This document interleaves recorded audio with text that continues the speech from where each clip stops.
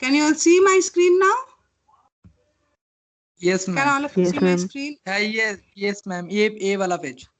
Okay. And I have been continuing talking and I suddenly realized someone sent a WhatsApp saying what happened, ma'am, and then I realized that I had lost connection. God, this is what is the, the problem with online classes, because it's very, very difficult to understand.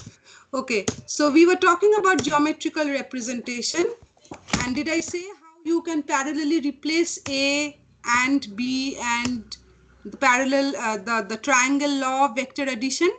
Did I say, did you hear till that?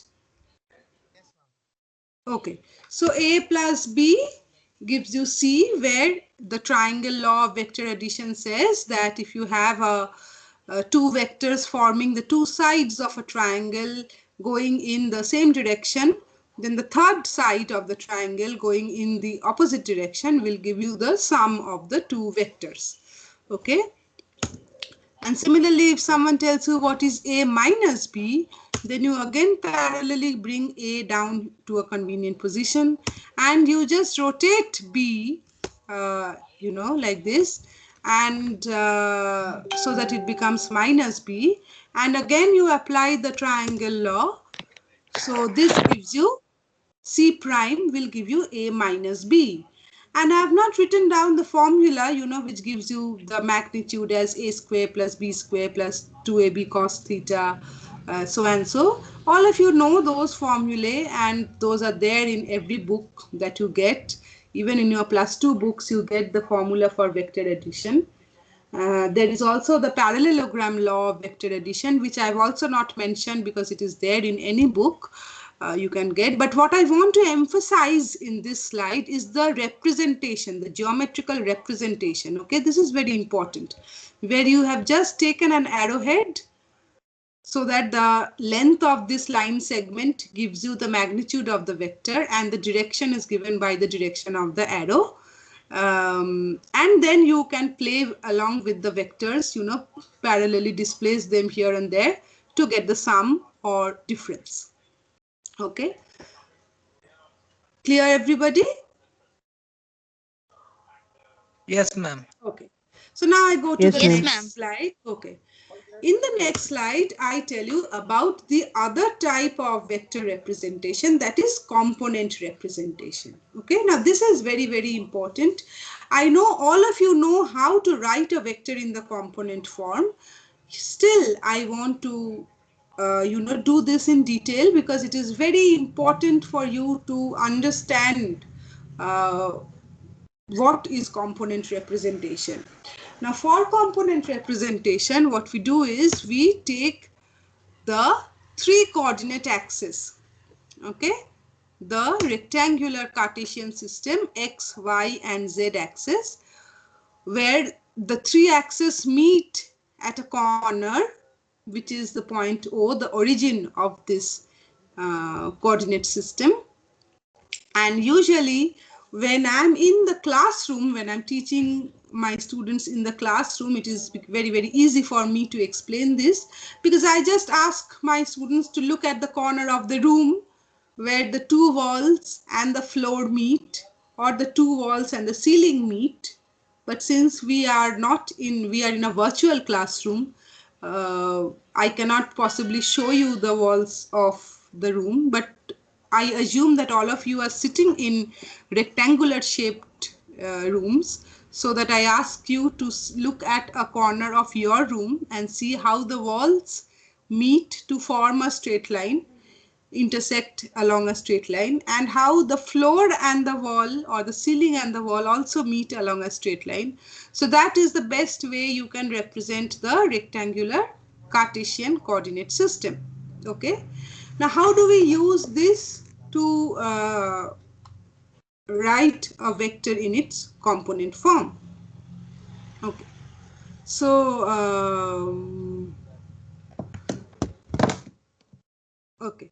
what I do is, let's take a vector A. Okay, it starts at the origin and it is pointed in a certain direction. Please imagine 3-dimensional figure right now. Okay, so the vector A is pointing in space, in 3D space, in some direction. It starts at the origin and its end point is given by ax, ay, az. All right. So what we do is, from the point ax, ay, az, that is from this point. So this is a vector starting from the origin and terminating at the point ax, ay, az. From this point, I drop a perpendicular on the xy plane. Okay. So on the xy plane, the coordinates are given by ax, ay, 0. On the xy plane, so z component is 0. So we drop a perpendicular from the point ax, ay, az onto the xy plane at the point ax, ay, 0. And then from the point ax, ay, 0, I drop perpendiculars on the x-axis and on the y-axis. And from the point ax, ay, az, I drop a perpendicular on the z-axis.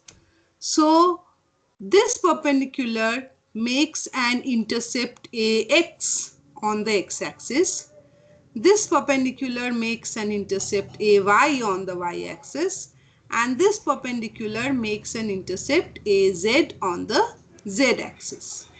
All right. Perpendiculars dropped from the point ax, ay, 0 onto the x and y axis make intercepts ax and ay respectively, and that from ax, ay, az onto the z axis makes the intercept az. All right. Now what I draw is, see, this is the angle alpha that the vector A makes with the x-axis. Okay.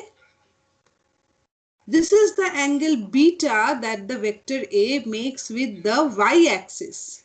And this is the angle gamma that the vector A makes with the z-axis. Alright, so the vector A, arbitrarily positioned as you can see, makes angles alpha, beta and gamma with the x, y and z axis respectively.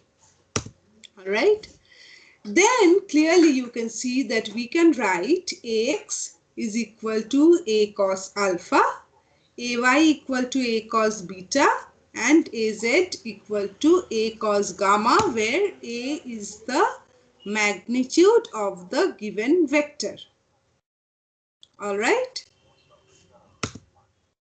These three quantities, cos alpha, cos beta and cos gamma, are called the direction cosines. Okay. The quantities cos alpha, cos beta and cos gamma are called the direction cosines. Okay. Ax, ay and az are called the components of the vector A along the three axes. Okay. Ax, ay and az, the intercepts on the x, y and z axis respectively, are the components of the vector A along the three axes. We can now write the vector A as equal to ax, x cap plus ay, y cap plus az, z cap. Okay. Where x cap, y cap and z cap are the unit vectors along the three axes. So geometrically, this arrowhead starting from the point O and ending at this point ax, ay, az gives me my vector A. Okay, and to add such vectors, we have to use the triangle law or the parallelogram law, etc. But using the component form, you see, I can write this vector A as the sum of three quantities, ax, x cap, ay, y cap, az, z cap, where ax, ay and az are called the components and x cap, y cap, z cap are called the unit vectors. Okay. Now, what are unit vectors? We just came across the term unit vectors. What are unit vectors? A unit vector is a vector in a given direction which has unit magnitude. Its magnitude is always 1. Whichever direction it is, its magnitude is always 1. Okay. So, mathematically, the unit vector is represented like this. A with a hat on top, and just a second, I want to remove this.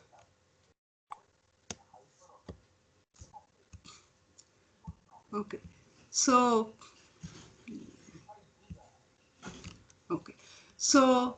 a unit vector is given by the vector itself divided by its magnitude. I hope all of you can listen to me. I have to check from time to time. Yes, ma'am. Yes, ma'am. Yes, ma'am. Okay. Okay. Yes. So a unit vector is the vector itself divided by its magnitude. Okay, that gives you a unit vector, that is unit magnitude, magnitude 1.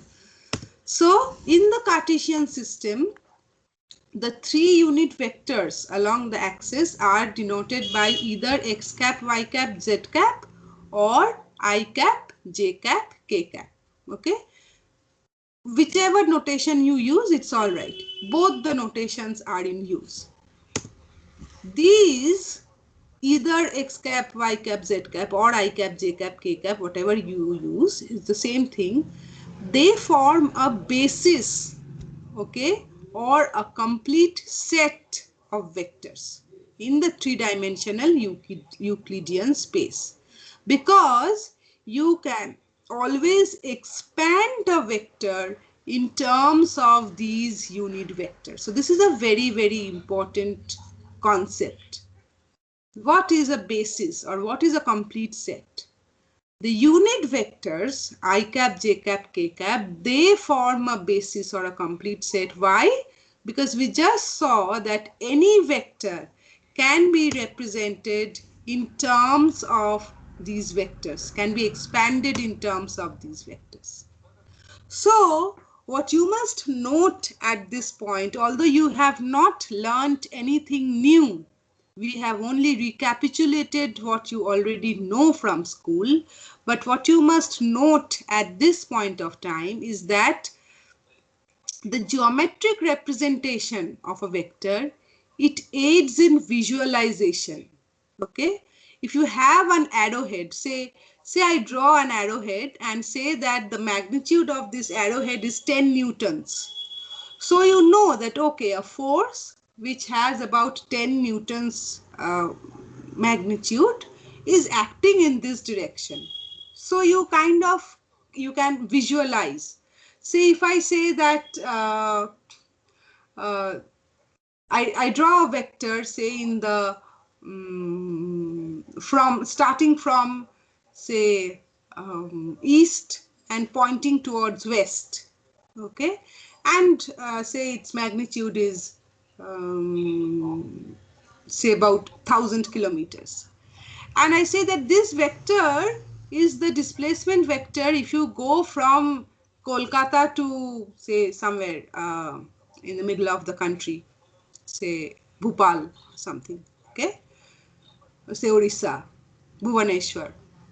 So you get a visual feeling that, okay, if I could draw a line from Kolkata to Bhubaneswar, then it would be a vector which pointed in this direction from east to west, or from say northeast to southwest, and it has such and such magnitude. So it gives you a visualization. But remember, doing mathematical calculations with such arrowheads is not very convenient. Okay, so the algebraic or component representation, that helps you in calculation. So if you want to do problems, sums using vectors, numerical calculations using vectors, then the component representation becomes more helpful. Why?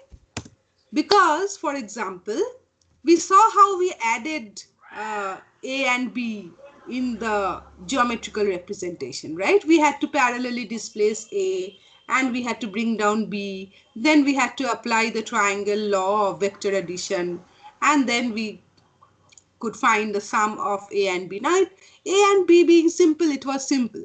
What you if you have many such vectors, say if you have 100 such vectors, A1, A2, A3, etc., and you are asked to find the sum of 100 such vectors, what will you do? You will draw each of them, you take a pair, draw a triangle, find the resultant, then take the third one, draw another triangle, find the resultant, and do this for 98 times.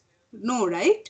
That is when this component representation becomes very handy.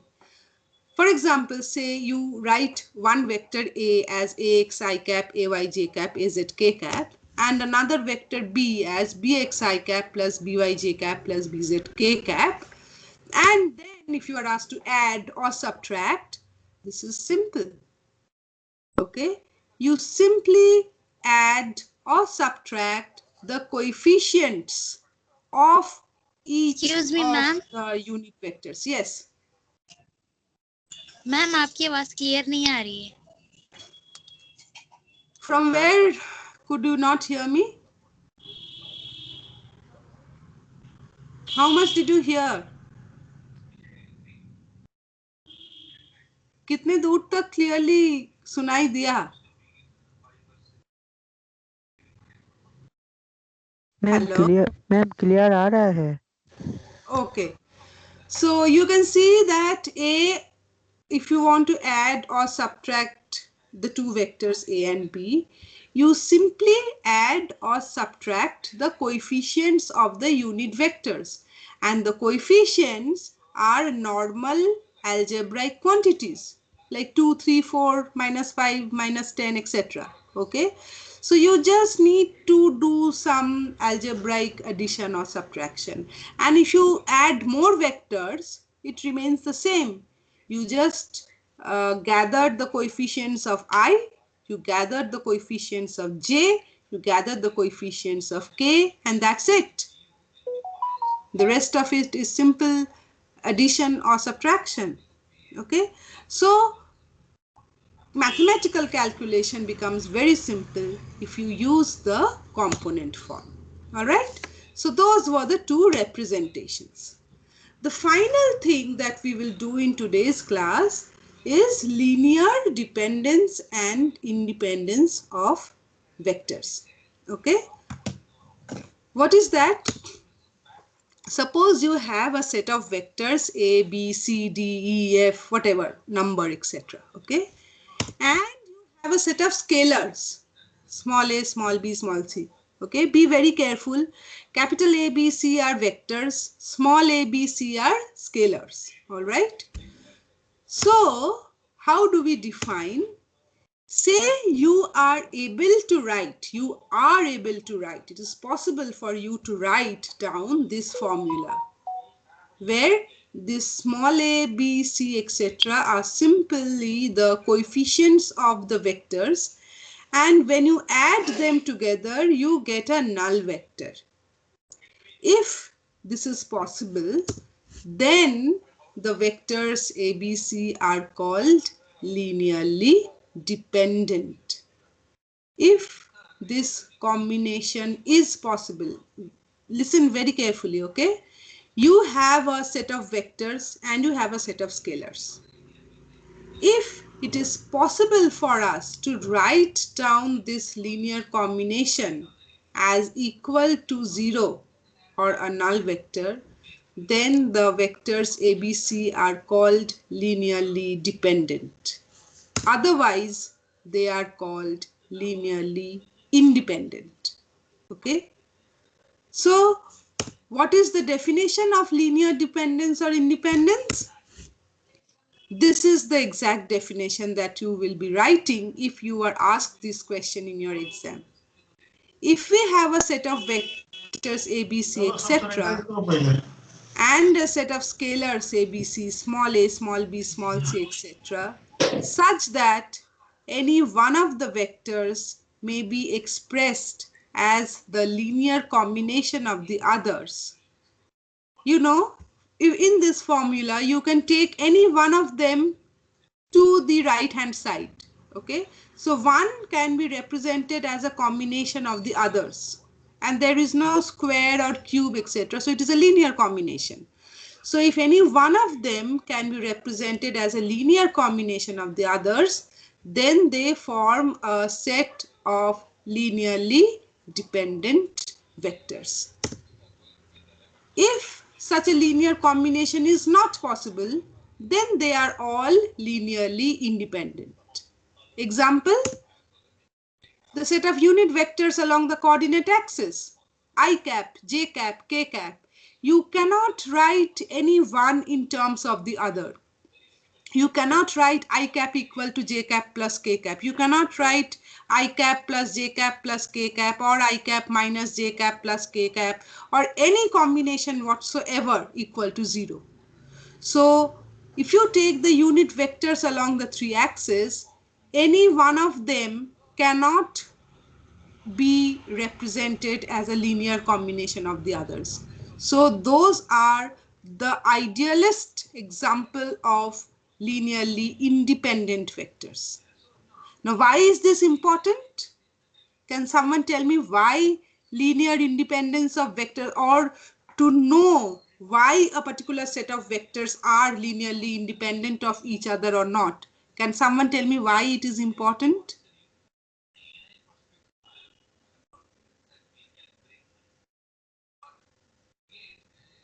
Why do we need to know whether a set of vectors are linearly dependent or independent? Okay, I'll give you the answer. We need to know whether a set of vectors are linearly dependent or independent because we can form the axis of a coordinate system using a set of vectors only if they are linearly independent. Okay, suppose you are given 3 vectors and someone tells you that I'm giving you 3 vectors. Now you set up a coordinate system using these 3 vectors. What will you do? The first thing that you'll do is you'll quickly check whether you can write them as a linear combination. If you can write them as a linear combination, then they are linearly dependent and you cannot form a coordinate system using them. If you can't, then they are linearly independent and you can form a coordinate system using them. Okay, so for that, in future, you will see that this is the Cartesian system is only one coordinate system that we know of and we have studied. But later on, we'll see that we'll be using other coordinate system. For example, you have already used polar coordinates in your +2. There are other coordinate systems that exist too, okay? So whether a particular coordinate system is possible to make using a set of vectors, how will we know that? We'll see whether they are linearly dependent or independent. All right? Is whatever I said till now, is that clear to everybody? Any questions from here? Yes, ma'am. Yes. Okay. So that's all for the first class. I know this is a very elementary class and